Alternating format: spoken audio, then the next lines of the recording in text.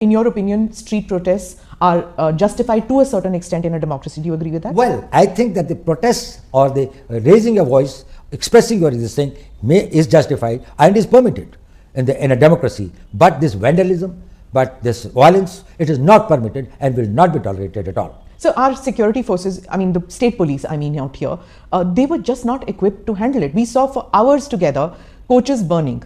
Hours together, the coaches were burning. There was no firefighting equipment in the railway stations. Railway police, हम सिर्फ देखते हैं marching, but वहाँ पे कोई railway police नहीं थी. 4-5 घंटे trains were burning. We've seen protests with regard to, the earlier protests also. 1 week they've been going on with regard to prophet remarks or with regard to anything. Policemen crying, sir, forces भेज दीजिए. The impression one gets is that these reforms which you are bringing about in the forge, it's probably more needed for civilians, for the police. Well, I think reforms are required at various fronts. There's no doubt about it. I totally agree. Reforms are required in police. But it's such a huge country of 140 crore लोगों का देश है. इसके अंदर में कहीं कहीं जब कोई घटनाएं होती हैं, उसमें कहीं पर पुलिस की गलती होती है, कहीं पर सर्कमस्टेंसेस ऐसे होते हैं, कहीं पर सूचना का अभाव होता है. These are the things that it happens. They should be investigated, they should be corrected, lessons should be learned to see that they are prevented. There is no justification in case the violence takes place. So, आप conflict entrepreneurs की बात कर रहे थे. As far, I understand that you cannot divulge much about it, but आपने coaching centers की बात की. Is there also a political element that was funding maybe, or that was pushing these young men onto the streets to pick up stones? Well, in many cases, the FIRs have been lodged. Wherever there have been incidents of violence, people have been identified. There have been TV cameras and others. Probably it's only after the due investigation that we can say that which were the forces behind it and who did it and why did they do it. And I would not like to preempt something or presume something, but I think the investigations must be done very thoroughly. So, because there are some politicians who are saying, and this is across the country, many politicians feel कि ये जब अग्निवीर बाहर आएंगे, they could be mercenaries for hire. It could pose a risk, a law and order situation in their states also. So, is that fear valid, or would you just dismiss it? It is totally invalid. I have been in the business of security for last 55 years. I can tell you, if there is any guarantee in the society to keep peace, stability, rule of law, it will be the citizenship and the civilian population of this country who have to become law-abiding. And you will find the best of the law-abiding citizens in this youth who will not only abide by the law, but will make others and will be the harbingers and the nucleus of the people who will have a nationalist sentiments, who will protect the national interest and create that environment.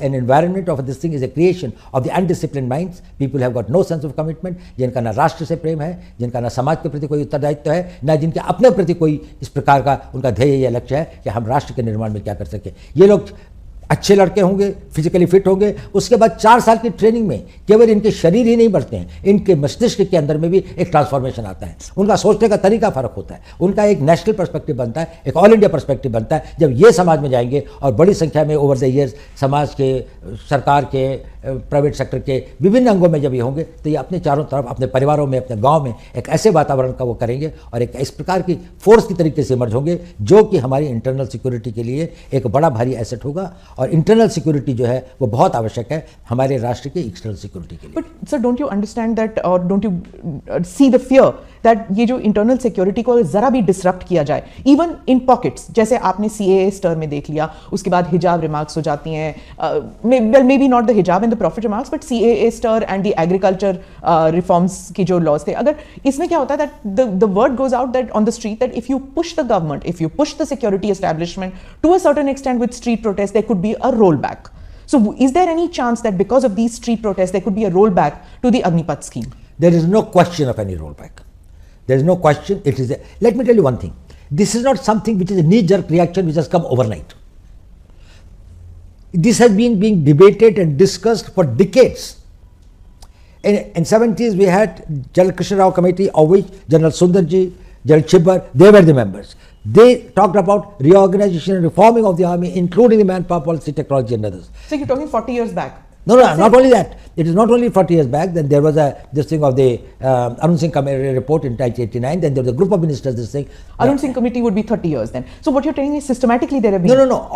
Every time it was being felt, there was this thing of the Subramanian committee report, the Kargil committee report. So again, that is 30 years. Again, then there was a group of ministers report, and then all these consistently had a refrain: go for a young army. So across And the army's demand. across different political parties which have been in power. But there was a problem. While everybody realized that it was necessary, nobody had the will and the ability to take the risks. I'll tell you an example.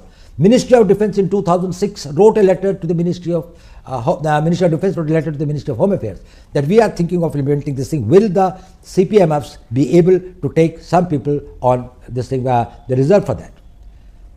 Home Ministry gave a reply to the Defence Minister's letter that we are forming a committee under the Director General BSF to examine the matter. That committee's report has never seen by anyone.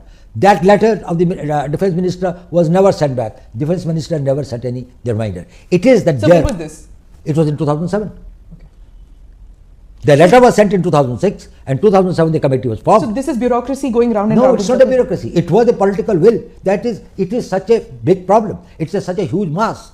Who will dare getting into it and bringing about the change? It can happen only with a leader like Prime Minister Modi, who will say that if this is in the national interest, if this will make India strong and secure, then no risk is big enough, then no cost is high enough. Even if it's a political cost, I will pay it, because he visualizes what happens to the Indian army 15 years from now.